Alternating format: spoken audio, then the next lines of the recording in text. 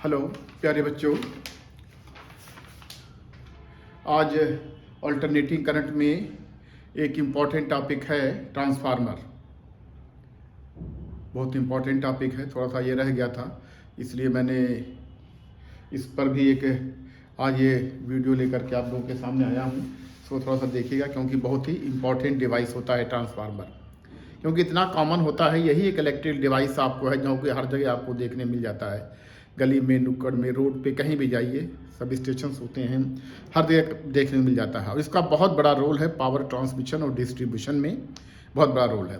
जिस तरह से जिस तरह से जनरेटर जो होता है, अल्टरनेटर होता है, पावर स्टेशन पे जनरेट करता है। मोटर जो है इलेक्ट्रिकल एनर्जी को मैकेनिकल एनर्जी में काम करती है, जिससे हम बहुत से काम करते हैं। तो ट्रांसफार्मर के बगैर ये सब पॉसिबल है ही नहीं, ना तो ट्रांसमिशन डिस्ट्रीब्यूशन है, पॉसिबल है ही नहीं। इसका बहुत बड़ा रोल है। तो ट्रांसफार्मर जो है एक ऐसा डिवाइस है जो एसी पे वर्क करता है, अल्टरनेटिंग करंट पे होता है। ट्रांसफार्मर मीन्स ये ट्रांसफार्मर का मतलब हमारे यहाँ जो पावर ट्रांसफार्मर है जो कि एसी पे काम करता है।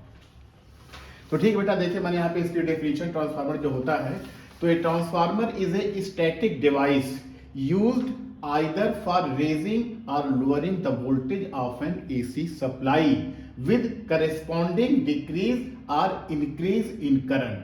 It essentially देखिए बेटा, ट्रांसफार्मर का जो काम होता है, जैसा कि ट्रांसफार्मर यानी ये ट्रांसफर करता है एनर्जी को, एक सर्किट से दूसरे सर्किट में ट्रांसफर करता है। तो जनरेट नहीं करता है, ट्रांसफर करता है। तो कैसे करता है? या तो वोल्टेज लेवल को कम करके या वोल्टेज लेवल को बढ़ा करके करता है। यानी एनर्जी का जो ट्रांसफर करता है, आइदर इट में रेज द वोल्टेज और लोअर द वोल्टेज। तो यही ट्रांसफार्मर का काम है, बाकी ट्रांसफार्मर का कोई काम नहीं होता है। क्योंकि जो पावर स्टेशन होता है जहाँ पर बिजली बनती है हमारी, वो बहुत ही कम वोल्ट की होती है, करीब 11,000 वोल्ट होती है, 2200 वोल्ट होती है, 22,000 वोल्ट तक होती है, जो कि काफ़ी कम मानी जाती है जनरेटिंग वोल्टेज, और सब कंट्रीज़ में तो काफ़ी ज़्यादा होती है। तो अगर हम इतने वोल्टेज पर पावर को हम ट्रांसमिट करेंगे पावर स्टेशन से, हमारे जो लोड होते हैं, जो सप्लाई होते हैं, जो कंज्यूमर होते हैं, तो इसमें ज़्यादातर पावर जो होता है क्या होता है, लॉस हो जाता है। इसलिए उस वोल्टेज यानी जनरेटेड वोल्टेज को हम क्या करते हैं, स्टेप अप करते हैं, यानी वोल्टेज को बढ़ाते हैं। तो ट्रांसफार्मर का काम यहाँ पर होता है, ट्रांसफार्मर वहाँ पर लगाया जाता है। यानी वहाँ पर काम क्या होता है ट्रांसफार्मर का, जो वोल्टेज जनरेट हुई है उसको बढ़ा देना, उसके वोल्टेज को बढ़ा देना, यानी इट में रेज द वोल्टेज, जो जनरेटेड वोल्टेज है इसको इंक्रीज कर देता है। तो ये हमारा काम करता है ट्रांसफार्मर सब स्टेशन पे जो लगा होता है पावर हाउस पे।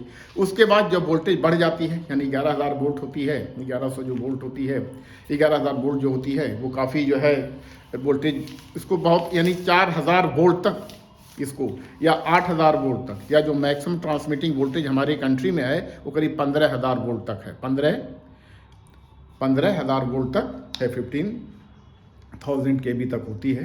तो इस वोल्टेज को, इसको जो लोअरिंग और रेजिंग हुआ है वोल्टेज का, ये ट्रांसफार्मर के द्वारा ही ये सब संभव हो सका है। तो ट्रांसफार्मर का काम क्या होता है, या तो वोल्टेज लेवल को बढ़ा देना या वोल्टेज लेवल को घटा देना। अगर ये वोल्टेज लेवल को बढ़ाता है जैसा कि पावर हाउस में होता है, तो वो कहलाता है स्टेप अप ट्रांसफार्मर। अगर ट्रांसफार्मर वोल्टेज को बढ़ाता है तो उसे क्या बोलते हैं, स्टेप अप, यानी अप यानी ज़्यादा कर देना। तो वोल्टेज अगर बढ़ रहा है तो स्टेप अप ट्रांसफार्मर, अगर वोल्टेज कम कर रहा है तो क्या काम होता है, तो उसको हम बोलते हैं स्टेप डाउन ट्रांसफार्मर। यानी अगर वोल्टेज बढ़ रही है तो स्टेप अप, अगर वोल्टेज ट्रांसफार्मर द्वारा घटाई जा रही है तो स्टेप डाउन ट्रांसफार्मर कहलाता है। तो ठीक है, उसको हम देखते हैं। पहले हम देख लेते हैं ट्रांसफार्मर की डेफिनेशन। इसको आप नोट कर लीजिए, लिख लीजिए। A transformer is a static device used either for raising or lowering the voltage of an AC supply with corresponding decrease or increase in current. It essentially, देखिए बेटा, ट्रांसफार्मर जब वोल्टेज बढ़ाएगा, पावर को सिर्फ ट्रांसफर करता है, जितना power उसको देते हैं उतना ही पावर जाकर दूसरे सर्किट में, दूसरे साइड में दे देता है। लेकिन जानते हैं जब वोल्टेज बढ़ेगी तो क्या होगी, करंट कम होगी। यानी वोल्टेज जब बढ़ेगी तो करंट क्या होगी, कम होगी। अगर वोल्टेज घटेगी तो करंट क्या होगी, ज़्यादा होगी। यानी कहने मतलब यह है कि जो स्टेप अप ट्रांसफार्मर में जो वोल्टेज होती है, जो आउटपुट वोल्टेज होती है वो ज़्यादा होती है, और स्टेप डाउन ट्रांसफार्मर में जो आउटपुट वोल्टेज होती है वो कम होती है, और करंट हमारी क्या होती है, ज़्यादा होती है। It essentially consists of two windings, the primary and a secondary, wound on a common laminated soft iron core. तो बेटा ये देखिए, ट्रांसफार्मर जो होता है इसकी जो कंस्ट्रक्शन होती है बहुत ही आसान होती है। इसमें एक कॉमन एक कोर होती है जो कि फेरोमैग्नेटिक मटेरियल की बनी हुई होती है। उसी कोर के दोनों साइड में क्या करते हैं, हम कॉपर की वाइंडिंग कर देते हैं। ये हमारा बन जाता है ट्रांसफार्मर। बहुत सिंपल कंस्ट्रक्शन है। अब लेकिन आपने बहुत से इसमें एक्सेसरीज लगते हैं, क्योंकि अगर बहुत से एक्सेसरीज लगते हैं, उसको जो है ट्रांसफार्मर को प्रोटेक्शन के लिए लगता है, ट्रांसफार्मर की कूलिंग के लिए लगता है। तो बस इसका दो ही पार्ट है, कोर एंड वाइंडिंग। क्या देखिए मैंने डायग्राम में बनाया है यहाँ पे, ये देखिए ये जो है बेटा ये कोर है, ये हमारी जो क्या है ये कोर है, जो दिखाया गया मैंने, ये क्या है ये कोर है, ये जो कि सॉफ्ट आयरन की बनी हुई होती है, सॉफ्ट आयरन की बनी हुई होती है, जो कि बहुत अच्छा फेरोमैग्नेटिक मटेरियल माना जाता है। फेरोमैग्नेटिक मटेरियल के ही बनाते हैं, ये स्टील की भी बना सकते हैं, लेकिन सॉफ्ट आयरन जो है उससे अच्छा फेरोमैग्नेटिक मटेरियल है। तो जनरली कोर को बनाने के लिए हम क्या करते हैं कि ये जो है सॉफ्ट आयरन लेते हैं, और इसी पर हमने देखिए इसी पे क्या किया गया है, ऐसे ही कॉपर की वाइंडिंग कर दी गई, ऐसे ही वाइंडिंग कर दी गई है।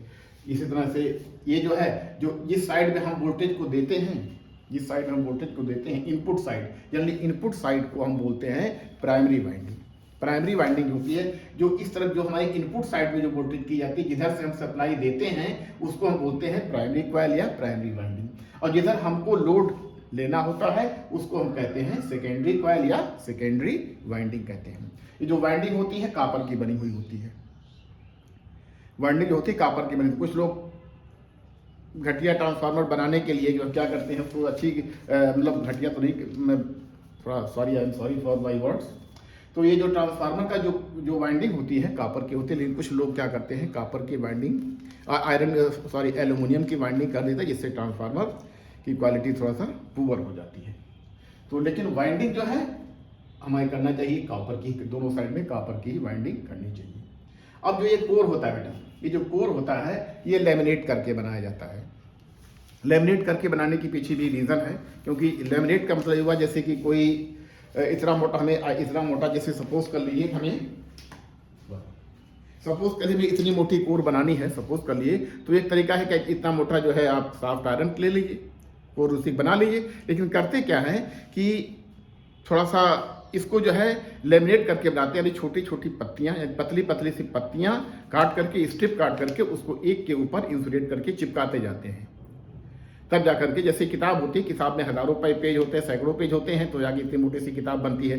उसी तरह से अगर इतनी मोटी बनानी है, आपको सॉफ्ट आयरन कोर बनानी है, तो पतले स्ट्रिप्स काट करके उसको इंसुलेटिंग किसी मटेरियल से, जनरली वार्निश से उसको चिपका देते हैं, और उसी पर हम क्या करते हैं वाइंडिंग कर देते हैं। जैसे देखिए, जब तक देखिए ध्यान रहे कि जो ये कोर बनी हुई है हमारा, जो मैंने बनाया है, इसमें इसका एरिया ऑफ क्रॉस सेक्शन एक जैसा नहीं लग रहा है, लेकिन जो सॉफ्ट आयरन कोर, जो सॉफ्ट आयरन मटेरियल की जो कोर लेते हैं, उसका area of cross section uniform होता है, यानी हर जगह उसका एरिया यूनिफॉर्म होना चाहिए। अच्छा, अब चलिए ठीक है, देखते हैं। तो जिधर हमने वोल्टेज दिया है वो कहलाता है प्राइमरी साइड, और जिधर हमको वोल्टेज मिलता है, हम जो लोअर करके या रेस करके मिलता है, वो कहलाता है सेकेंडरी साइड, यानी लोड जिधर हमने लोड दिया है। जनरली होता क्या है कि प्राइमरी सेकेंडरी जो होता है ये इनपुट पे डिपेंड करता है। अगर एक ही ट्रांसफार्मर हमारे पास, जैसे अगर हमने इधर इनपुट दे दिया तो ये हमारा प्राइमरी कहलाएगा, अगर हमने इधर इस साइड से इनपुट दे दिया, इधर आउटपुट ले लिया, तो हमारा ये प्राइमरी कहलाएगा। तो ठीक है, कोई बात नहीं, फिलहाल आप यही जानिए, ज़्यादा भी आपको जाना नहीं, क्योंकि ट्रांसफार्मर तो बहुत ही बड़ा टॉपिक है। ये इलेक्ट्रिकल इंजीनियरिंग के जो बच्चे होते हैं, जो इंजीनियरिंग करते हैं, उनको बहुत डिटेल में पढ़ाया जाता है, लेकिन आपको उतना नहीं पढ़ना है। फिजिक्स में जो आपके कोर्स में है उतना ही है। तो कहने मतलब ये है कि ट्रांसफार्मर जो होता है एक बहुत ही सिंपल डिवाइस है, जिसमें एक soft iron material, soft iron की कोर होती है, इसी पर हम कॉपर की वाइंडिंग कर देते हैं, और जिस साइड में हम वोल्टेज देते हैं वो हमारा कहलाता है प्राइमरी साइड, और जिधर हमें वोल्टेज मिलता है आउटपुट साइड, उसको हम बोलते हैं सेकेंडरी साइड। तो ठीक है, और ये जो कोर जो इस पे जो हम ये बनाते हैं, ये जो इस पे जो तार लपेटते हैं वाइंडिंग करने के लिए, कॉइल लपेटने बहुत ही टाइटली किया जाता है, यानी जितना टाइट आप लगा सकते हैं, जितना टाइट आप बांध सकते हैं। अब तो ये मैनुअली नहीं होता है, कॉइल वाइंडिंग मशीन आती है, उसी से हमें वाइंडिंग होती है, बहुत ही टाइट वाइंडिंग की जाती है। टाइट इसलिए की जाती है ताकि कोई टेक्निकल रीज़न इसके पीछे भी है, अभी हम आपको डिस्कस करते हैं इतनी टाइट वाइंडिंग क्यों की जाती है। तो बेटा ठीक है, तो देखा आपने ट्रांसफार्मर क्या है, कि ट्रांसफार्मर एक डिवाइस है जो एसी वोल्टेज को रेज करता है या डाउन करता है frequency without making any change in the frequency. और पावर का क्या होता है, ये पावर को एक सर्किट से दूसरे सर्किट में ट्रांसफर करता है विदाउट चेंजिंग द फ्रीक्वेंसी। और पावर लॉस भी होता है, कुछ लॉस भी होता है, क्योंकि जाहिर सी बात है कोई मशीन है तो जनरली ट्रांसफार्मर में क्या होता है, कोई स्टैटिक डिवाइस है, क्योंकि इसमें कोई घूमने वाला पार्ट नहीं होता है, इसलिए इसकी इफिशिएंसी जो होती है और सब मशीनों के कंपेरिजन में, यानी मोटर, जनरेटर या और सब डिवाइसेज कंपेरिजन में बहुत ज़्यादा होती है। यानी कुछ ट्रांसफार्मर तो 99% तक इफिशिएंट होते हैं। तो जो प्राइमरी साइड है इसको हम सेंडिंग एंड भी कहते हैं, क्योंकि यहाँ से वोल्टेज सेंड की जा रही है। और ये जो वोल्टेज जहाँ पे हम इसको आउटपुट लेते हैं वो कहलाता है रिसीविंग एंड भी कहलाता है। यानी प्राइमरी सेकेंडरी को हम प्राइमरी क्या कहते हैं, इसको हम सेंडिंग एंड और रिसीविंग एंड भी कहते हैं। ये तो देखा आपने। और ये होता है जनरली दो तरह का होता है। अगर वोल्टेज को बढ़ाएगा तो ये कहलाए, अगर वोल्टेज को सेकेंडरी साइड में ज़्यादा मिले तो हमें कहलाएंगे step down, step up transformer. अगर वोल्टेज सेकेंडरी साइड में कम हो रही है तो उसको हम कहेंगे स्टेप डाउन ट्रांसफार्मर।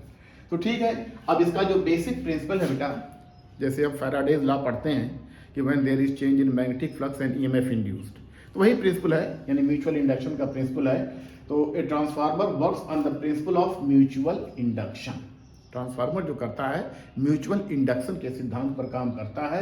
यानी जब एक सर्किट में करंट लिंक चेंज होती है तो दूसरे उसका जो नेबरिंग सर्किट है उसमें ऑटोमेटिकली ईएमएफ जनरेट हो जाता है। ये हमारा क्या कहलाता है, म्यूचुअल इंडक्शन। यानी म्यूचुअल इंडक्शन तो ये हुआ कि when the magnitude of the current link with one circuit changes and EMF is induced in the neighbouring circuit. यहाँ पे देखिए, यहाँ पे जो हमने सप्लाई दिया है, जो चेंजिंग करंट हुई है, अल्टरनेटिंग करंट हुई है, इसके नेबरिंग सर्किट ये है, तो इसमें ऑटोमेटिकली ये वोल्टेज को जनरेट करेगा ये। तो लेकिन ये ध्यान रहे कि a transformer is used only in AC, not for DC. ये सिर्फ एसी के लिए यूज होता है, डीसी के लिए इसका हम यूज नहीं कर सकते। कई बार एग्जाम में भी आया भी है कि हालांकि न्यूमेरिकल फॉर्म में था कि एक ट्रांसफार्मर के प्राइमरी हमने डीसी वोल्टेज दिया है 100 वोल्ट, तो सेकेंडरी साइड में कितना वोल्टेज मिलेगा, तो सेकेंडरी साइड में जो डीसी देने पर उसको 0 मिलेगा। हालांकि कुछ सेकंड के लिए मिल सकता है, लेकिन that is for the transient period है। स्टेडी पीरियड में तो हमेशा 0 ही वोल्टेज रहेगी ट्रांसफार्मर की डीसी देने पर। तो चलिए ठीक है, हम इसको जो है थोड़ा ट्रांसफार्मर को और देख लेते हैं, उसका जो वर्किंग देख लेते हैं। यानी इसका जो वर्किंग प्रिंसिपल है म्यूचुअल इंडक्शन पर बेस्ड होता है ये, और उसका संरचना बहुत ही आसान है। लेकिन ये रखिएगा, जो मैंने जो ये बनाया बेटा, ये थोड़ा सा यूनिफॉर्म नहीं बना है, लेकिन जो area of cross section of the core है क्या है, ये यूनिफॉर्म है, यूनिफॉर्म होना चाहिए। अच्छा, अब इसकी हम वर्किंग थोड़ा देखते हैं कैसे ये ट्रांसफार्मर काम करता है। तो इसको आप चाहे नोट कर लिए, फिर इसको मैं मिटा देता हूं, मैं इसको आगे देखते हैं।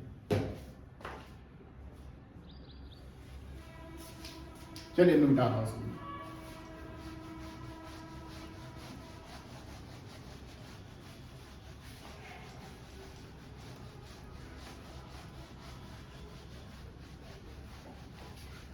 ट्रांसफार्मर से क्वेश्चन जरूर आता है, आपके बोर्ड के एग्जाम में भी आता है।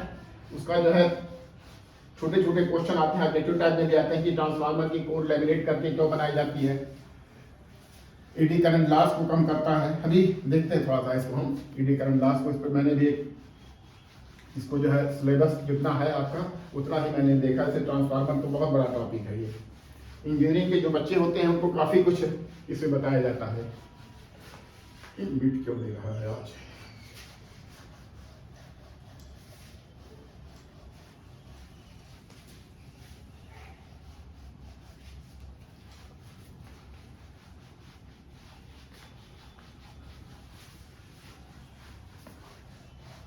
ट्रांसफार्मर जो है हर जगह आपको देखने को मिलता है, आपने देखा भी होगा ट्रांसफार्मर को। कभी जल भी जाता है, भी आपको कहते हैं ट्रांसफार्मर जल गया तो पूरे मोहल्ले की लाइट सप्लाई प्रभावित हो जाती है, क्योंकि बगैर ट्रांसफार्मर के आप सप्लाई दे ही नहीं सकते उतना ज्यादा।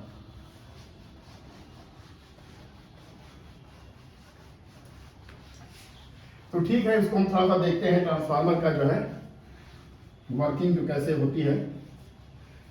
बेटा वर्किंग के लिए, ट्रांसफार्मर की वर्किंग के लिए, जैसा कि ये देखिए आप, ये हमारा है ये ट्रांसफार्मर, सपोज कर लीजिए ये हमारा क्या है, ये ट्रांसफार्मर है। इसका area of cross section uniform है। ये उसकी है कोर जो कि लैमिनेट करके बनाई गई है, लैमिनेट करके बनाई गई है। ये हमने क्या किया, इस पे बाइंडिंग कर दिया है, कॉपर की बाइंडिंग कर दिया है। ये हमारी है प्राइमरी, इधर हमने दिया है इनपुट, इधर हमने एसी सप्लाई दिया यानी इनपुट दिया है। इधर हमारा मान लिया कि एनपी टर्न्स है, और इधर जो हमने बाइंडिंग किया है,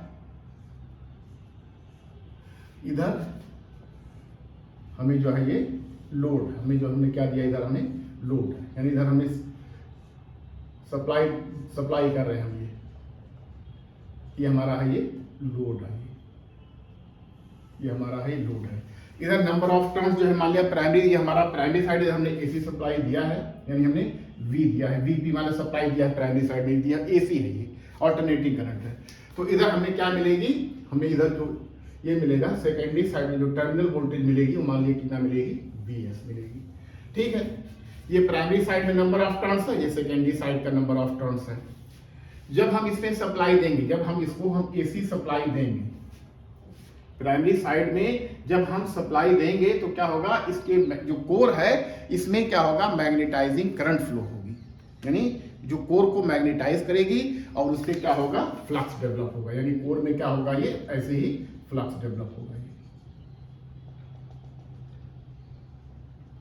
कोर में क्या होगा, ये हमें फ्लक्स होगा, ये फ्लक्स डेवलप होगा। और ये जो फ्लक्स होगा चेंजिंग फ्लक्स होगा, क्योंकि हमें सप्लाई एसी है तो फ्लक्स भी जो होगा चेंजिंग फ्लक्स होगा, क्योंकि जो फ्लक्स होता है बेटा जब हम इसमें देते हैं, जैसे देखिए जब हमें अभी जब किसी भी आपने पढ़ा होगा, जब किसी भी कॉइल में हम जो है करंट देते हैं, फेरोमैग्नेटिक मटेरियल की बनी होती है, उसमें एक मैग्नेटिक फील्ड बनती है, और उस फील्ड पे जो वैल्यू होती है mu naught N into I. यहाँ पर म्यू नॉट परमेबिलिटी है, N number of turns per unit length, I is the current flow, मतलब इसमें हमें आई पी करंट फ्लो हो रही है, आई पी करंट फ्लो हो रही है, तो आई है। तो अब जो मैग्नेटिक फील्ड है, अब जिस कोर की, जब कोर का एरिया है जानते हैं, जो तो इसकी वजह से क्या होगा, एक फ्लक्स डेवलप होगा, और ये जो फ्लक्स होगा ये होता है B into A, where A is the area of the core, ये जो हमारा ये एरिया ऑफ द कोर है, तो इस तरह से हुआ है। और ये जो फ्लक्स होगा ये कैसा होगा, चेंजिंग फ्लक्स होगा ये, यानी अगर ये टी है तो ये हमारा क्या होगा, ये फ्लक्स जो होगा, ये फ्लक्स मान लीजिए बी एम है, तो जो हमारा फ्लक्स जो होगा बी एम यानी बी एम यानी मैक्सिमम फ्लक्स जो बी होगा, ये होगा it will equal to B M sine omega T, यानी फ्लक्स होगा चेंजिंग होगा, time changing variable changing with time वाला फ्लक्स होगा ये। अच्छा, ये फ्लक्स क्या क्या करेगा, प्राइमरी कॉइल में जो डेवलप हुआ है उतना ही फ्लक्स इस कोर से होते हुए सेकेंडरी में भी लिंक करेगा, उतना ही फ्लक्स जो क्या करेगा, सेकेंडरी से भी जो है लिंक करेगा, यानी जितना फ्लक्स प्राइमरी में है प्रोड्यूस हुआ है उतना हमें सेकेंडरी में भी हुआ है, provided there is no leakage of flux. ये भी होता है बेटा, जो प्राइमरी में फ्लक्स जितना डेवलप होता है उतना फ्लक्स सेकेंडरी साइड में नहीं पहुंच पाता है, क्योंकि फ्लक्स से कुछ लीकेज हो जाता है। इस लीकेज को कम करने के लिए, हालांकि लीकेज बहुत ही कम होता है क्योंकि बहुत ही स्ट्रॉन्ग फेरोमैग्नेटिक मटेरियल है, सॉफ्ट आयरन है, तो लीकेज बहुत कम होता है, लेकिन हम ये मान लेते हैं कि ट्रांसफार्मर हमारा क्या है, ये आइडियल ट्रांसफार्मर है, ये आइडियल ट्रांसफार्मर है, means there is no leakage of flux, there is no leakage of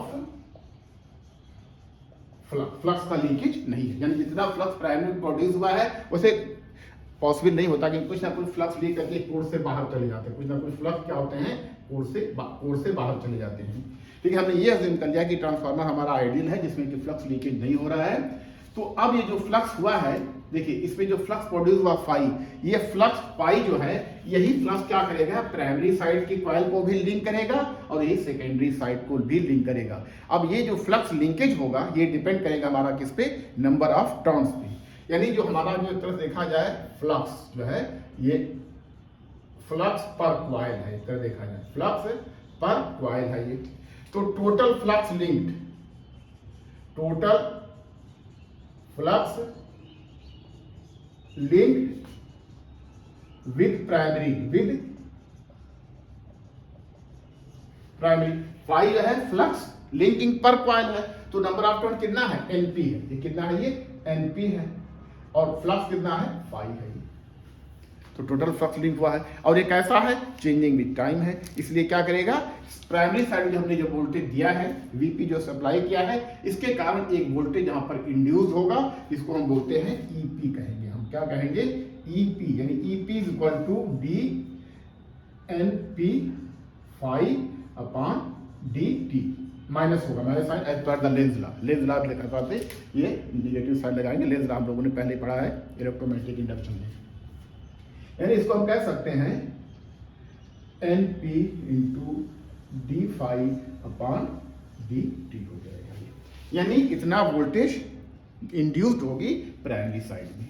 अच्छा, और ये जो फ्लक्स लिंक जो है प्राइमरी साइड में है एनपी, फ्लक्स क्योंकि दोनों इधर पर कॉइल यदि फ्लक्स है 5p, इधर फ्लक्स पर कॉइल इतना ही है। अब लिंकिंग फ्लक्स डिपेंड करेगा नंबर ऑफ टर्न्स पे, या नंबर उसका नंबर ऑफ टर्न्स पे। इसी तरह से हम कह सकते हैं जो सेकेंडरी साइड में जो ईएमएफ इंड्यूस होगा ये होगा minus N S into D phi on D T होगा ये। क्योंकि जो हमने एसी सप्लाई दिया है, एक बार फिर समझ लीजिए इसका जो वर्किंग है, जो हमने सप्लाई दिया है प्राइमरी साइड को दिया है, इसमें एक मैग्नेटाइजिंग करंट डेवलप करेगा, मैग्नेटिक करंट प्रोड्यूस होगी, जिसके कारण मैग्नेटिक फ्लक्स होगा। मैग्नेटिक फ्लक्स की वैल्यू जो होगी वो भी साइनोसाइडल फ्लक्स ही होगा, चेंजिंग विद टाइम होगा। और यही फ्लक्स क्या करेगा, प्राइमरी साइड को अगर लीकेज नहीं हो रहा है तो जितना फ्लक्स इस साइड में है उतना ही फ्लक्स हमारा इस साइड के कोर में है। और अब ये डिपेंड करता है कितने नंबर ऑफ टर्न्स हैं। तो अगर प्राइमरी साइड में हमारे पास एनपी टर्न है तो टोटल फ्लक्स लिंक हो जाएगा एनपी इंटू 5 फ्लक्स है। इसी को डिफरेंशिएट कर दीजिए, जैसा कि है Faraday's law of electromagnetic induction है, by applying the Lenz's law. तो जो ईएमएफ इंड्यूस होगा प्राइमरी साइड में ये हो जाएगा एनपी, यहाँ पे number of turns D phi by D T. Similarly the secondary side, यानी वोल्टेज इंड्यूस्ड, ये है voltage induced, voltage induced in primary and secondary, secondary है। तो बस ये आपका यही हमारा है। हालांकि जो एक्सप्रेशन होता है, जो कंप्लीट एक्सप्रेशन होता है बेटा, ये फ्रीक्वेंसी पर भी डिपेंड करता है, उसकी वैल्यू कुछ इस तरह से होती है, जो कि आपको ये नहीं पढ़ना है। E P is equal to 4.44 F phi into N P, ये होता है। ऐसे सेकेंडरी साइड में हो जाएगा 4.45 एफ, यानी फ्रीक्वेंसी नहीं चेंज हो रही है, सिर्फ किस पे डिपेंड कर रहा है, नंबर ऑफ टर्न्स पे। यानी जो ईएमएफ जनरेटेड है अब सिर्फ डिपेंड कर रहा है ट्रांसफार्मर में किस पे, नंबर ऑफ टर्न्स पे। अगर इन दोनों इक्वेशन को थोड़ा सा के साथ अगर हम लिखना चाहते हैं तो इसको हम लिख सकते हैं क्या, दोनों ये मान लीजिए इक्वेशन नंबर 2 है, ये इक्वेशन नंबर 1 है। तो with the help of equation 2 and 1 we can write N ई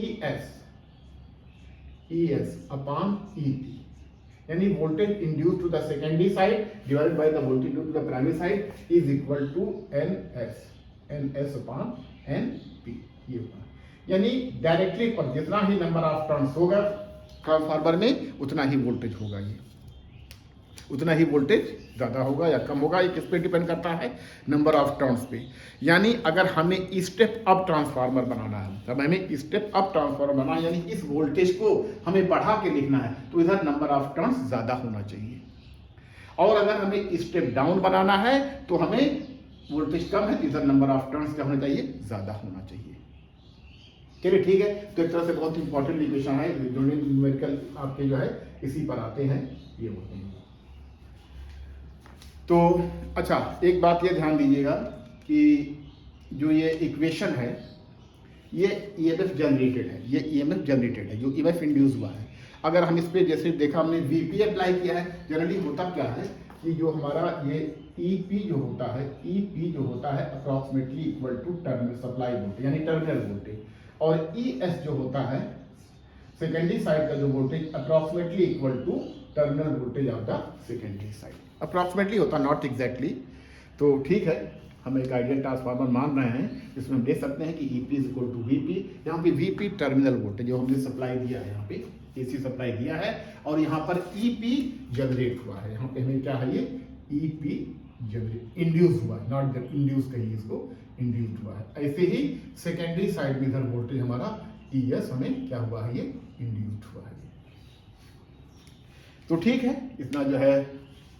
अब ये है आइडियल ट्रांसफार्मर की हम बात कर रहे हैं। रियल ट्रांसफार्मर की बात तो रियल ट्रांसफार्मर एक्चुअली में कुछ अलग होता है, क्योंकि उसमें ज़रूर कुछ ना कुछ लॉसेज होते हैं। जैसा कि हमने एज्यूम किया कि फ्लक्स लीकेज कुछ है ही नहीं, जबकि कितना भी अच्छी कोर ले लीजिए, जाना कि सॉफ्ट आयरन कोर ली गई जो कि बेस्ट फेरोमैग्नेटिक मटेरियल माना जाता है, ये उससे कभी भी उसमें कुछ ना कुछ फ्लक्स लीकेज हो जाते हैं। लेकिन फिलहाल आप आइडियल ट्रांसफार्मर लीजिए, इसमें एज्यूम कीजिए कि कोई भी फ्लक्स लीकेज नहीं है।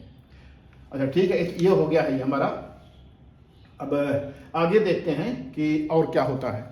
अच्छा, अब हमने एज्यूम किया है कि ट्रांसफार्मर हमारा आइडियल है। इसको मैं मिटा रहा हूं।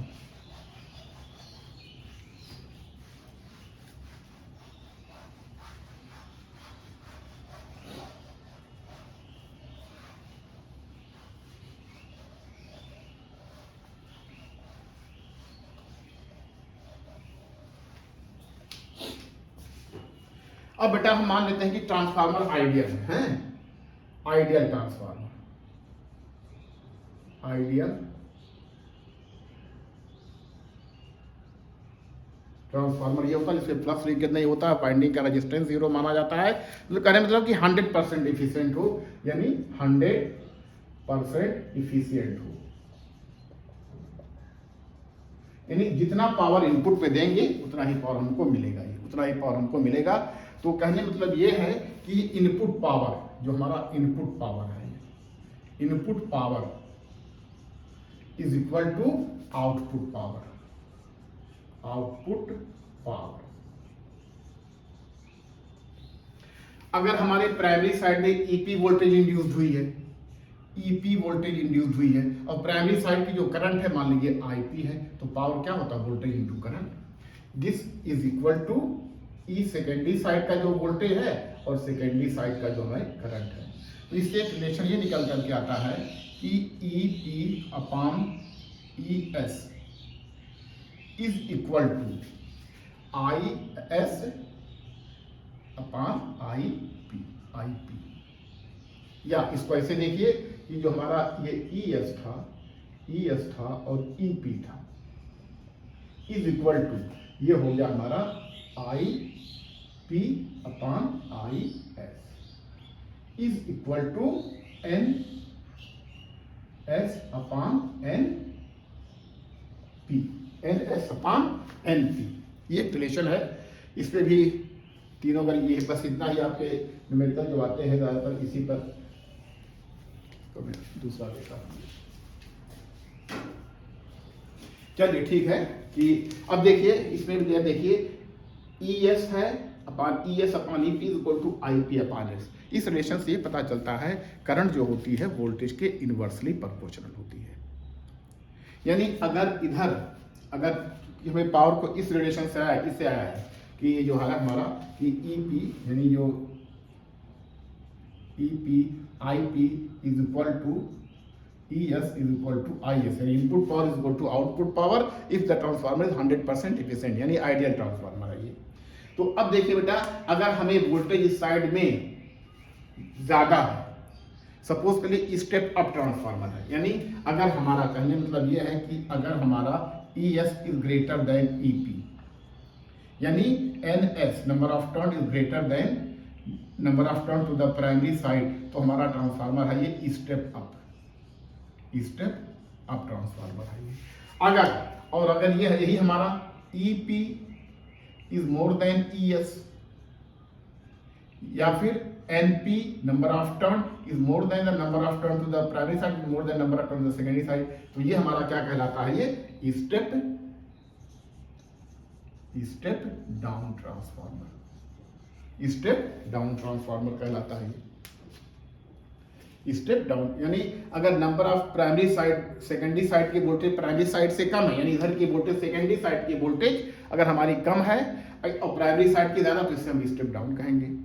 अब जो करंट होती है इनवर्सली प्रोपोर्शनल होती है, यानी अगर इधर करंट कम हो गई, वोल्टेज कम हो गई है तो करंट ज्यादा हो जाएगी, और इधर करंट अगर कम है, अगर इधर वोल्टेज ज्यादा है तो करंट क्या होगी, कम होगी। यानी कहने मतलब यह है कि प्राइमरी और सेकेंडरी साइड में जो करंट का जो रिलेशन होता है वोल्टेज से, वो इनवर्सली प्रोपोर्शनल होता है। अगर वोल्टेज इंक्रीज हो रही है तो करंट डिक्रीज होगी, अगर वोल्टेज डिक्रीज हो रही है तो करंट हमारी इंक्रीज होगी। अगर वोल्टेज यानी अगर वोल्टेज इंक्रीज है तो करंट डिक्रीज हो रही है, और अगर वोल्टेज डिक्रीज कर रही है तो करंट हमारी क्या करेगी, इंक्रीज करेगी। और अगर हमारा ट्रांसफार्मर 100% इफिशिएंट 100% है, आइडियल ट्रांसफार्मर यानी कि इफिशिएंसी 100% है, इसमें कोई लॉस नहीं है, तो input power is equal to output power, जिससे हमारा ये रिलेशन निकल करके आता है। ठीक है, तो इस तरह से बेटा देखिए ये ट्रांसफार्मर जो होता है ये वर्क करता है, बस इतना ही आपको पढ़ना। वैसे है तो बहुत ही वाइड टॉपिक। और ट्रांसफार्मर जो इनपुट और आउटपुट होते हैं, जो यानी जो प्राइमरी सेकेंडरी होते हैं, जैसे हमने कहा कि ये हमारा प्राइमरी साइड है, इधर हमने चूंकि वोल्टेज दिया है, और ये सेकेंडरी साइड है जो हमें आउटपुट जिस तरफ ले रहे हैं। तो अगर हम इधर से वोल्टेज दे दें, यानी एक ही ट्रांसफार्मर है, तो उसको स्टेप अप और स्टेप डाउन डिपेंड करता है कि हमने इनपुट किस तरफ दिया है, हमें इनपुट किस तरफ देने की आवश्यकता पड़ी है, किस तरह हमने दिया है। तो ये सब नहीं देखना है फिलहाल, आप ये देखिए क्योंकि सब इंजीनियरिंग का सब्जेक्ट है ये।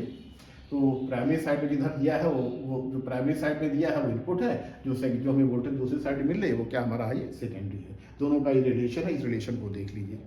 यही बस ट्रांसफार्मर में है, यानी ट्रांसफार्मर बहुत ही सिंपल है। मैं एक बार इसको समराइज करके बताना चाहूँगा कि ट्रांसफार्मर जो होता है इसका जो बेस म्यूचुअल इंडक्शन के ऊपर वर्क करता है। जब हमने इसको सप्लाई दिया है, इसके कोर में फ्लक्स डेवलप हुआ है, बिकॉज इस प्राइमरी साइड में एक मैग्नेटाइजिंग करंट प्रोड्यूस हुई है, इसने फ्लक्स डेवलप किया है। फ्लक्स डेवलप करने के पीछे क्या, जब करंट फ्लो होती है जानते हैं बी डेवलप होता है, और बी के कारण क्या होता है, फ्लक्स डेवलप होता है। बी इस मैग्नेटिक फील्ड, उसके कारण फ्लक्स डेवलप होता है। फ्लक्स भी चेंजिंग होता है, इसी चेंजिंग फ्लक्स की वजह से जो दोनों साइड में लिंक करता है, प्राइमरी साइड में सेकेंडरी साइड में, इसी कारण जो है ईएमएफ इंड्यूस होता है, और ईएमएफ टर्न के डायरेक्टली प्रोपोर्शनल होता है। इस तरह देखा आपने, ये स्टेप अप है, सेकेंडरी साइड की वोल्टेज प्राइमरी साइड की वोल्टेज से ज्यादा है, यानी सेकेंडरी साइड में ज्यादा टर्न है प्राइमरी साइड के कंपैरिजन में। और स्टेप डाउन में प्राइमरी साइड की वोल्टेज ज्यादा है, सेकेंडरी साइड की वोल्टेज कम है, यानी प्राइमरी साइड में ज्यादा टर्न है, सेकेंडरी साइड में कम टर्न है। जैसे कोई मान लीजिए कि कोई ट्रांसफर, जैसे सपोज कर लीजिए कि हमारी जो एनपी की वैल्यू, हमारी जो है एनपी नंबर ऑफ टर्न की वैल्यू 100 है, और एनएस की जो वैल्यू हमारी है, मान लीजिए हमारी कितनी है, ये 200 है, यानी ये स्टेप अप है, स्टेप अप ट्रांसफार्मर है। तो अगर इधर हम देते हैं 500 वोल्ट, कितना देते हैं 500 वोल्ट, तो इधर हमको मिलेगा 1000 वोल्ट, जैसा कि इक्वेशन से हम इसको सॉल्व कर सकते हैं। एक न्यूमेरिकल मैं करा रहा हूँ आपको, बहुत ही सिंपल न्यूमेरिकल है ये। तो इस तरह से, अच्छा ये तो रहा बेटा ट्रांसफार्मर का, उसकी वर्किंग के बारे में। लेकिन अभी तक हमने देखा कि ट्रांसफार्मर 100% एफिशिएंट है, यानी इफिशिएंसी जो होती है किसी भी डिवाइस की, आप जानते हैं इफिशिएंसी जो होती है,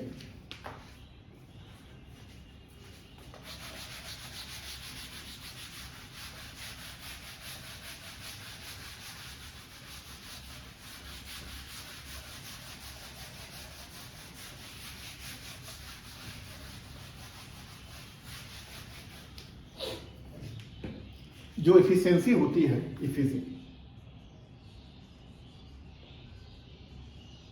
इफिशियंसी को मीटर से रिप्रेजेंट करते हैं। तो ट्रांसफार्मर इफिशियंसी होती है output power divided by input power into 100%, percentage लिखी जाती है, 200% लिखी जाती है। तो अगर लॉसेस को हम 0 मान लेते हैं, कोई लॉस नहीं है, तो क्या होता है, output is equal to input, यानी ट्रांसफार्मर 100% एफिशिएंट है। लेकिन ऐसा होता नहीं है, कुछ लॉसेस ट्रांसफार्मर में जरूर होते हैं। और लॉस होने के जो चांस होते हैं ट्रांसफार्मर में बेटा, दो ही पार्ट है इसका। एक है, इसको हम थोड़ा लॉसेस के बारे में देख लेते हैं।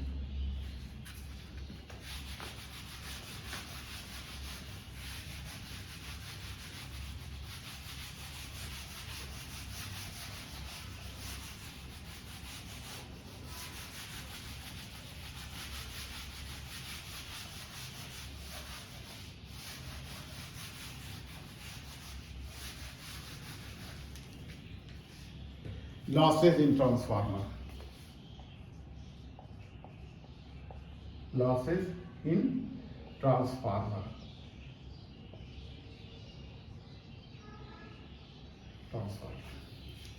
ट्रांसफार्मर के मेनली दो पार्ट हैं, कोर है और वाइंडिंग है। कोर जो होती है सॉफ्ट आयरन की बनी होती है। ये सॉफ्ट आयरन की बनी होती है, सॉफ्ट आयरन की बनी होती है, और एक क्या होती है, वाइंडिंग होती है।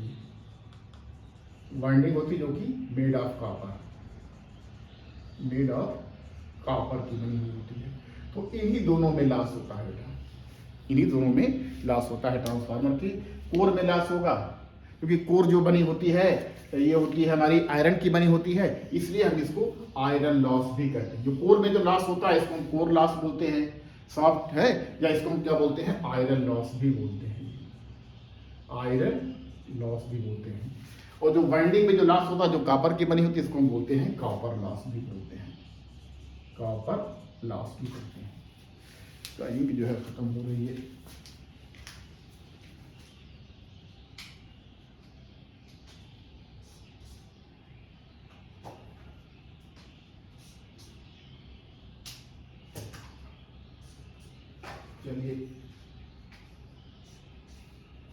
चलिए इसका जो है थोड़ा मार्कर की प्रॉब्लम आ रही है, मार्कर मेरे ख्याल से मेरे पास फिनिश भी हो गया है। तो चलिए ठीक है, देखते हैं बेटा। तो जो लॉस होता है ट्रांसफार्मर, अभी तक हमने माना कि ट्रांस 100% एफिशिएंट जिसमें कोई लॉस नहीं है, लेकिन एक्चुअल में कुछ लॉस ज़रूर होता है। और लेकिन और मशीनों के कंपेरिजन में, जनरेटर और मोटर के कंपेरिजन में ट्रांसफार्मर में लॉस कम होता है, क्योंकि इसमें कोई रोटेटिंग पार्ट नहीं होता, पूरा स्टैटिक डिवाइस है। तो उसमें जो फ्रिक्शनल लॉस होंगे, विंडेज लॉस होंगे, वो सब नहीं होगा लॉस, क्योंकि जो कोई मशीन रोटेट करती है उसकी वजह से भी तो लॉस होता है। तो वो लॉस ट्रांसफार्मर में, इसमें ट्रांसफार्मर नहीं होता है, इसलिए ट्रांसफार्मर की एफिशिएंसी बहुत ज़्यादा हो जाती है। तो उसके दोनों पार्ट में, यानी कोर में भी लॉस होगा और हमें वाइंडिंग में भी लॉस होगा। तो जो कोर में लॉस होने के चांस रहते हैं बेटा, देखिए कोर में फ्लक्स होता है, तो एक होता है फ्लक्स लीकेज की वजह से लॉस हो सकता है।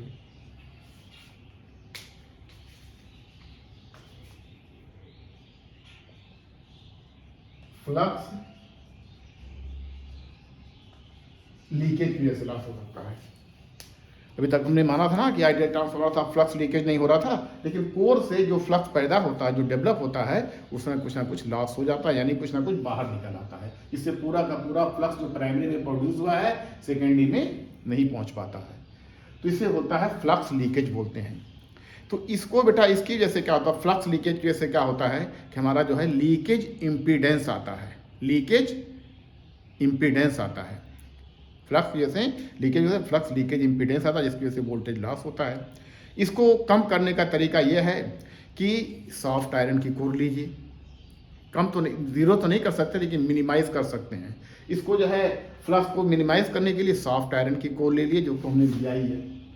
और दूसरा तरीका यह है कि वाइंडिंग को बहुत ही टाइटली बांधिए, यानी वाइंडिंग को बहुत ही टाइटली, यानी वाइंडिंग खूब टाइट वाइंडिंग कीजिए, जिससे टाइट वाइंडिंग करेंगे जिससे एयर गैप नहीं होगा और फ्लक्स का लीकेज थोड़ा सा कम होगा।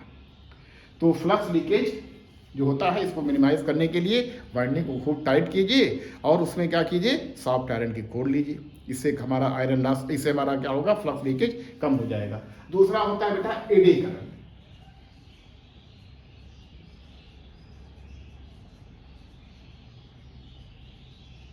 Eddy current, eddy current loss, eddy current loss होता है।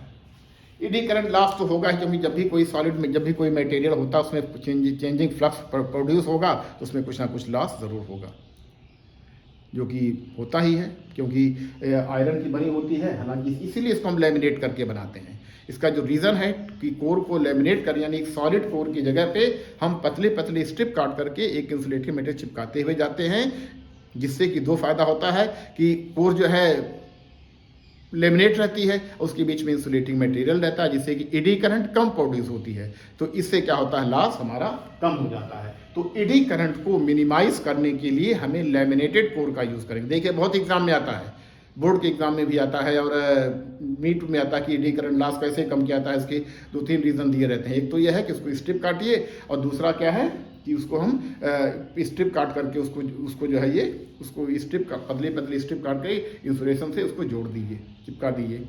और दूसरा क्या है कि हमें सॉफ्ट आयरन की कोर लीजिए, यानी स्टील की जगह अच्छा है कि हम क्या लें, सॉफ्ट आयरन की कोर लें।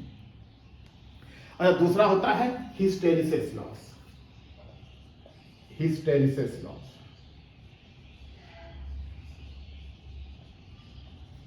हिस्टेरिसिस लॉस बेटा, हिस्टेरिसिस के बारे में हम लोगों ने पढ़ा है म्यूचुअल इंडक्शन में, जब हमें इलेक्ट्रोमैग्नेटिक इंडक्शन पढ़ा जा रहा था। जब किसी भी हम इलेक्ट्रोमैग्नेट बनाते हैं, किसी कोर को, सॉफ्ट आयरन किसी फेरोमैग्नेटिक मटेरियल को इलेक्ट्रोमैग्नेट बनाते हैं तो करंट देते हैं, जिससे हम बी पैदा होती है। बी से हमें क्या होता है, बी होता है। इस बी की वजह से क्या होता है, जब हम करंट को हटा लेते हैं तो कोर जो, जब बी को करंट आई देते तो करंट हमारा कोर जो क्या होती है, मैग्नेटाइज हो जाती है। फिर जब हटा लेते हैं तो क्या हो जाती है, जीरो नहीं होती है, डीमैग्नेटाइज कंप्लीटली नहीं होती है। जैसा कि आपने बीएच कर्व में पढ़ा होगा, जो बीएच कर्व था ऐसा देखा आपने, ये हमें अगर ये बी है और ये एच है, बी को एक्चुअली आई कहते हैं, आई यानी आई की वजह से भी होती है। तो देखा होगा आपने, ये ऐसे बनता है, ये ऐसे बनता है। जैसे जैसे एच बढ़ेगा बी जो है होगा, ठीक है। तो उसको हम डीमैग्नेटाइज करेंगे, यानी करंट को हटा लेंगे तो कोर जो है पूरा डीमैग्नेटाइज कंप्लीटली नहीं, पूरा डीमैग्नेटाइज नहीं, कंप्लीट जीरो मैग्नेटाइज नहीं हो पाता है। यानी जो हमारा कर्व होता है ऐसे जाता है, इस तरह से जाता है, यानी ऐसे ऐसे ऐसे ऐसे जाता है। तो ये कहलाता है बीएच कर्व। तो इस बीएच की वजह से यानी कोर बार बार मैग्नेटाइज होता है, डीमैग्नेटाइज होता है, फिर रीमैग्नेटाइज होता है। तो इस तरह से काफ़ी लंबा प्रोसेस चलता रहता है। तो इसकी वजह से क्या होता है, कुछ हिस्टैरिसीस लॉस होता है, और ये हिस्टैरिसीस लॉस डिपेंड करता है हिस्टैरिसीस कर्व पे, जो बी और एच के बीच में खींचा जाता है। इसका एरिया जो होगा वही बीएच कर्व का जो एरिया होगा वही उसका हिस्टैरिसीस लॉस कहलाएगा, हिस्टैरिसीस लॉस कहलाता वही। तो इस एरिया को कम करना होता है। तो जो सॉफ्ट आयरन होता है बेटा, उसका एरिया बहुत ही कम होता है। यहाँ तक अगर हम इसमें स्टील ले लें तो उसका एरिया कुछ ऐसे बनेगा, ये एरिया मतलब ऐसे ही सर्कुलर नहीं बनेगा, ऐसे ही बनेगा, कुछ ज़्यादा बनेगा। तो हम एक ऐसा मटेरियल लेते हैं जिसका बीएच कर्व जो है थोड़ा सा पतला हो, कम एरिया का हो, उससे हमें हिस्टैरिसीस लॉस को कम कर सकते हैं। तो इसके लिए भी यही है कि आप जो है मटेरियल को जो है सॉफ्ट आयरन का लीजिए, अच्छा मटेरियल लीजिए, और जिसका कि बीएच कर्व कम हो। अच्छा, और जो दूसरा लॉस है, ये सबसे इंपॉर्टेंट लॉस होता है वाइंडिंग लॉस। कॉपर में होता है, वाइंडिंग होता है कॉपर में, तो कॉपर की बनी हुई इसको कहते हैं कॉपर लॉस। कॉपर का कुछ ना कुछ जो क्या होता है, रेजिस्टेंस होगा। तो किसी भी रेजिस्टेंस में जब करंट फ्लो होगी तो उसमें क्या होगा, हीट डेवलप होगी, और इसकी जो वैल्यू होती है H = I² R/T। तो करंट तो बेटा लोड पे डिपेंड करेगी, करंट किस पे डिपेंड करेगी, लोड पे डिपेंड करेगी। अब रहा सवाल रेजिस्टेंस, अगर रेजिस्टेंस को हम कम कर दें तो रेजिस्टेंस को कम कर दें तो हमें हीट लॉस क्या होगा, हमारा कम होगा, हीट लॉस हमारा कम होगा। और इस करंट रेजिस्टेंस को कम करने के लिए क्या किया जाता है कि हमें मोटा तार यूज किया, यानी थिक वायर जो हमारा होता है, ये थिक वायर यूज होता है। आज मार्कर की प्रॉब्लम है, thick wire, thick wire, thick wire means मोटा तार, थिक वायर मीन्स मोटा तार जो होता है, ये है मोटा तार लेते हैं, मोटा तार लेते हैं, क्योंकि तार का जो रेजिस्टेंस होता है जानते हैं, R = L/A होता है। A इज द एरिया, मोटे तार का एरिया ज़्यादा होगा तो रेजिस्टेंस क्या होगा, कम होगा। लेकिन बेटा इसके साथ एक इकोनॉमिक प्रॉब्लम आ जाती है, पैसा ज़्यादा खर्च होगी, क्योंकि मोटा तार लेंगे तो क्या होगा, पैसा ज़्यादा खर्च होगा, ज़्यादा पैसा हमें इन्वेस्ट करना पड़ेगा। तो थोड़ा सा हमें इकोनॉमी बरतने के लिए क्या करते हैं कि मोटा तार यानी थिक वायर हम वहीं पे लेते हैं जहाँ पे हमारी करंट क्या हो, कम हो, जहाँ पे हमारी करंट कम हो। यानी करंट कम कहाँ पे होगी, जब हमारा ट्रांसफार्मर स्टेप अप होगा, ठीक है ना। तो जब हमें करंट कम करना है तो मोटा तार लेंगे, और मोटा तार वहीं पे लेंगे जहाँ पे हमें वाइंडिंग, जहाँ पर हमारी जो मोटा तार वहीं पे लेते हैं जहाँ पे हमारा करंट कम हो, जहाँ पे हमारी करंट जो है कम होगी। जो करंट कम होगी तो सब जो हमारा जो है मोटे तार से काम चल जाएगा।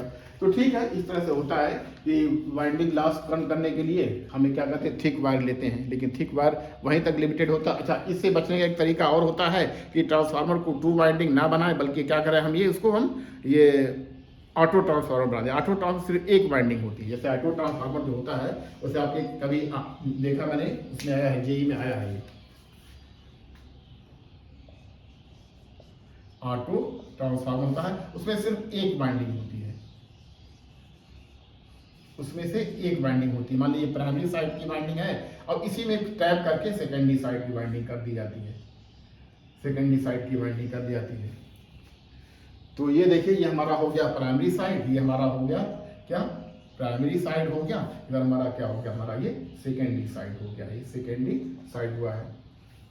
इससे भी काफ़ी कापर की बचत हो जाती है, इससे भी हमें काफ़ी कापर के मटेरियल की बचत हो जाती है, क्योंकि तार जो कापर होता है भाई काफ़ी महंगा आता है, तो इसलिए हम वहीं लेते हैं जहाँ पे हमें नंबर ऑफ टर्न्स क्या थोड़ा से कम हो जाए। तो ठीक है बेटा, हम उसको नंबर ऑफ टर्न जहाँ पे कम होंगे वहीं पर लेंगे हम इसको बनाने के लिए, यानी जनरली स्टेप डाउन में होता है, स्टेप डाउन ट्रांसफार्मर में ही हम तार की जरूरत थोड़ा सा कम पड़ती है। बाकी इधर तो भाई जो प्राइमरी साइड में है वो तो रहेगा ही, सेकेंडरी साइड की वोल्टेज नंबर ऑफ टर्न्स पे ही डिपेंड करेगी, और टर्न्स क्या होगा, कापर का बना हुआ होता है, कापर के बने हुए होते हैं। तो इस तरह से बेटा देखा आपने कि ट्रांसफार्मर जो होता है कि ये तीनों जो सभी लॉस जो होते हैं, कोर लॉस और आयरन लॉस, ये और एक बात ये भी रहे कि जो आयरन लॉस होता है ये कांस्टेंट रहता है, यानी ट्रांसफार्मर ऑन हो गया तो ये कांस्टेंट रहेगा, कितनी देर तक चलाइए। लेकिन कॉपर लॉस जो होता है, यानी जो कॉपर में होगा रेजिस्टेंस कैसे, ये डिपेंड करता है किस पे, वेरिएबल लॉस है, ये हमें डिपेंड करता है लोड पे। Load means current, load means यहाँ पर क्या हुआ, हमारा करंट हुआ है, तो जितना ज़्यादा उससे करंट ड्रा करेंगे यानी जितना ज़्यादा लोड होगा उतना ही ज़्यादा ये लॉस बढ़ता जाता है। इसलिए ट्रांसफार्मर को कभी भी फुल लोड पर नहीं चलाया जाता है, यानी उसकी कैपेसिटी होती है थोड़ा सा उससे कम रखें तो अच्छा होगा, और अगर ज़्यादा लोड दे देंगे तो ट्रांसफार्मर क्या होगा, जल जाएगा, क्योंकि सारे लॉस अल्टीमेटली हीट के रूप में आते हैं, ऊष्मा पैदा करते हैं, इससे ट्रांसफार्मर काफ़ी गर्म हो जाता है, और इसको कूलिंग करने के लिए काफ़ी अच्छा अरेंजमेंट करना, बहुत अच्छा अरेंजमेंट करना पड़ता है ताकि ट्रांसफार्मर की एफिशिएंसी बढ़ सके। तो ठीक है बेटा, थोड़ा इसको पढ़िए देखिएगा, बहुत अच्छा था, मैंने कुछ बताने की कोशिश किया है, और भी है कुछ न्यूमेरिकल वगैरह भी कराएंगे इस पर जो है, और अभी इसमें और भी रहेगा, लॉसेस के बारे में डिटेल में पढ़ेंगे थोड़ा सा हम, जो लॉसेस होते हैं। तो फिलहाल जो आयरन लॉस है जो कोर में होता है, कॉपर लॉस जो होता है वाइंडिंग में होता है, आयरन लॉस कांस्टेंट होता है क्योंकि लोड पे डिपेंड नहीं करता, ट्रांसफार्मर ऑन है तो जितना होना है उतना हो कहीं रहेगा, और कॉपर लॉस लेकिन है बेटा जो वाइंडिंग में होता है वो डिपेंड करता है आपके लोड पे डिपेंड करता है, क्योंकि सभी लॉस ऊष्मा बहुत ज़्यादा पैदा कर देते हैं, इसलिए ट्रांसफार्मर बहुत ज़्यादा गर्म हो जाता है, इसलिए ट्रांसफार्मर की वाइंडिंग हमेशा तेल में डूबे हुए रहते हैं, और भी अरेंजमेंट करना पड़ता है, कभी कूलर लगाना पड़ता है, कभी फैन लगाना पड़ता है, कभी कुछ करना पड़ता है। जो बड़े बड़े ट्रांसफार्मर होते हैं उसको कूलिंग अरेंजमेंट बहुत अच्छा तरह का करना पड़ता है, तभी उसकी एफिशिएंसी अच्छी होती है और जलने से बच जाते हैं। और जहाँ ट्रांसफार्मर ओवरलोड हुआ बेटा वहीं ट्रांसफार्मर जलता है, अक्सर देखते हैं गर्मी के दिनों में ट्रांसफार्मर जल जाता है, क्योंकि वहाँ पे लोग एसी चलाते हैं और भी ज़्यादा लोड रहता है, ओवरलोडेड रहता है, तो ट्रांसफार्मर का जलना तय है। इसलिए इसको जलने से बचने के लिए ट्रांसफार्मर को थोड़ा सा ओवरलोड नहीं होना चाहिए, कम ही लोड है तो अच्छी बात है ये। ठीक है बेटा, आज के लिए इतना रहने दीजिए, थैंक यू।